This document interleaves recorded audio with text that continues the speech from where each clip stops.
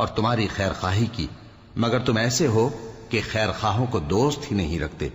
اور اسی طرح جب ہم نے لوط کو پیغمبر بنا کر بھیجا تو اس وقت انہوں نے اپنی قوم سے کہا کہ تم ایسی بے حیائی کا کام کیوں کرتے ہو کہ تم سے پہلے اہل عالم میں سے کسی نے اس طرح کا کام نہیں کیا، یعنی خواہش نفسانی پورا کرنے کے لیے عورتوں کو چھوڑ کر مردوں کے پاس آتے ہو۔ حقیقت یہ ہے کہ تم لوگ حد سے نکل جانے والے ہو۔ اور ان لوگوں سے اس کا جواب کچھ نہ بن پڑا، اور بولے تو یہ بولے کہ ان لوگوں یعنی لوط اور اس کے گھر والوں کو اپنے گاؤں سے نکال دو کہ یہ لوگ پاک بننا چاہتے ہیں۔ تو ہم نے ان کو اور ان کے گھر والوں کو بچا لیا، مگر ان کی بیوی نہ بچی کہ وہ پیچھے رہنے والوں میں ہو گئی۔ اور ہم نے ان پر پتھروں کی بارش برسائی، سو دیکھ لو کہ گناہگاروں کا کیسا انجام ہوا۔